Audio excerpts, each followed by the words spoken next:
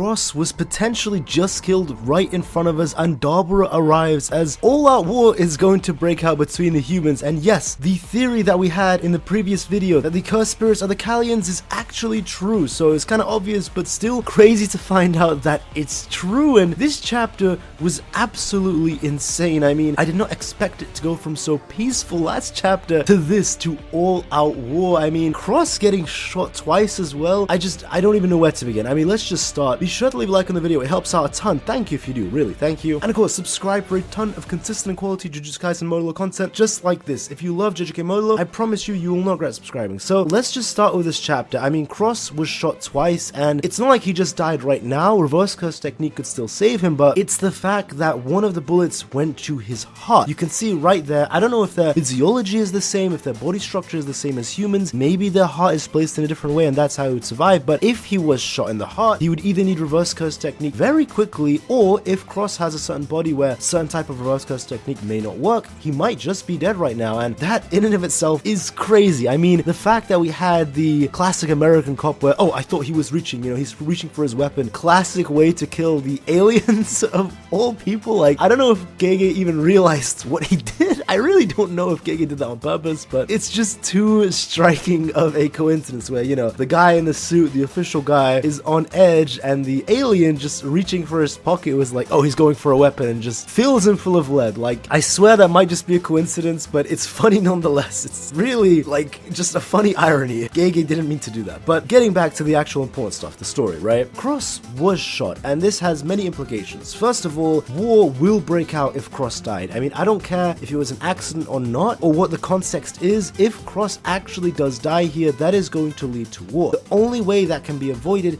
is if there is a duel, just like how they did back on their home planet. So we can see Dabura comes in at the end and a war is going to break out. Dabura might suggest that they have a duel between their two strongest, and that might actually lead into Yuji coming in, and we might get a Yuji versus Dabura like that. Or what could also happen, another possibility, is it could be Maru versus Yuji. So Cross did die, and we know that twins are connected. This might just take Maru completely off the edge. I mean, we already saw when Dura died, Maru completely lost it, and he does have a darker side to him. Maru does have that, right? He's not just all sunshines and rainbows and sweetness. So I wonder what would happen if Cross actually died. First of all, the power-up that it would equate for Maru, you know, if his twin died, because we did see that with Maki and Mai, although they were a very exceptional case because they were limiting each other's potential because they were just such opposites. We don't know if that's fully the case with Cross, but even if he doesn't get a twin buff, it just might turn Maru evil, and it might give him a buff like that. Not a true evil where, you know, I hate everyone, this, that, and the other. Almost like a justifiable evil because, you know,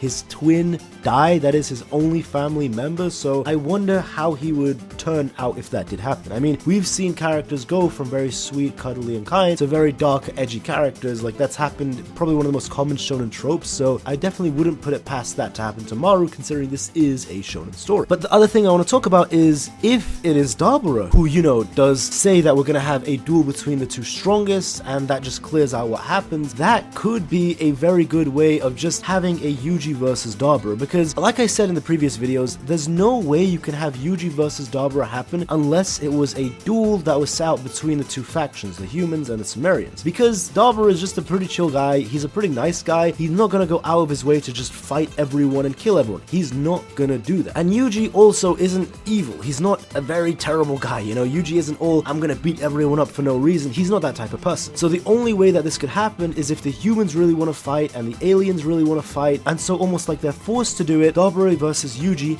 happens. And one other thing I want to mention, it does say at the end, the editor's comment, that a special grade arrives. I mean, not really surprising, but yes, once again, like with 50 other examples, Dabura is put on a special grade level, not the aliens as a whole, specifically Dabura. Like, again and again, I don't know how many times I have to remind people because people just can't see the writing on the wall, but Gege has directly shown us through artistic writing that Dabura is the one who's on Sukuna's level, not the aliens as a whole. That it's only when they saw Dabura, only then did they say, you know, that's a Sukuna level threat, and Dabura being so powerful that he could literally wipe out every single alien alone, using only a fraction of his power without even trying. Like, if you put all the aliens together, that doesn't even compare to probably a 10th or even a 5th of Dabura's power. Like, this guy is something else. Like, we've seen it that even the aliens were terrified when he was fighting Dura. Dura being their strongest, the absolute strongest. He was their version of Gojo, and Dabura didn't even try, didn't even have a scratch, and he killed him with extreme ease. And then once again, it says a special grade arrives only when Dabura comes. Not of the aliens, not of anything before. It was when Dabura came, and everyone is just terrified. Like, everyone is just sweating when that happens, because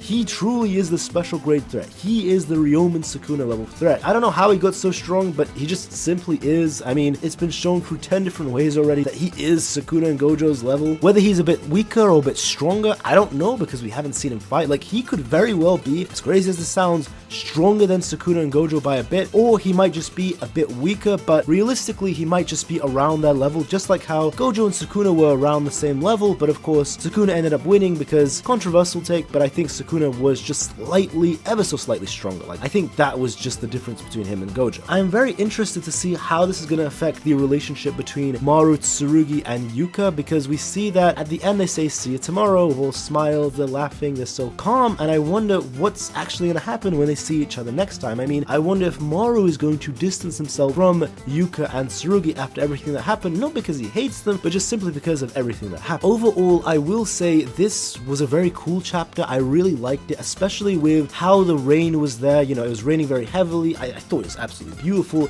Seeing Tokyo once again was really awesome, and Tokyo just becoming a nightmare fuel, like realm of the inhuman Tokyo. I mean, it's just crazy, and it's very interesting how the government lied and said, oh yeah, only curses, you know, they only come in Tokyo, so as long as you're outside of Tokyo, curses won't come. That unintentionally made that lie that the government told the truth, because since all the humans feared Tokyo and thought, oh, cursed spirits are there, that accumulated all of the fear and hatred and all of the negative energy that humans make. All of it went towards Tokyo. Everyone feared Tokyo, and because of that, all the curses, you know, started going there, accumulating there, and it actually made that lie a reality. So it just goes to show you just simply the power of speech and propaganda, and even what you say to the people. Like, let's say the government just broadcasted, oh, the aliens are evil, they're completely insane, they want to kill all of us. That is going to create such a massive pool of negative energy and thoughts from all of the citizens of Japan that it will unironically create an alien cursed spirit that would definitely be special grade level if they broadcasted that across every studio in Japan, because it's the fear that makes these cursed spirits real. So you could artificially create cursed spirits. Like, the Japanese government has unintentionally done that with Tokyo. I also want to talk about Mahito, because if the Sumerians, the aliens, revere cursed spirits as gods, I wonder how they would see Mahito if he came. They might truly see him as a godlike figure, like a Kalian, one of their gods who can speak, who can use techniques. Like, they might actually just be on Mahito's side, as crazy as that sounds. I mean, it would just be absolutely awesome. And lastly, the Sukuna finger was brought back once again. You know, it is being used as a ward. I wonder if that's going to come back into Yuji as well. You know, if Yuji's going to come back because of that, that would be very cool. And Yuji might just step up because all of this is going down. Dabura might, you know, just start going crazy. I don't think he would. I think he would wait for the challenge, but once Dabura and Yuji starts, it's going to be awesome. And I wonder how the Sukuna finger will play back into all of this, if that plot point, now that it's been opened once again in Modulo, if it will be brought back into play. So let me know your thoughts in the comments down below. What a crazy chapter, right? If you did enjoy the video, please do be sure to leave a like. It helps out a ton, pushes us out, so thank you very much if you do, and subscribe for a ton of consistent and quality JJK Modulo content just like this. Trust me, I got a ton on the channel. If you love JJK Modulo, you will not regret subscribing. But hey, that's all from me, guys. Have a great day and take care.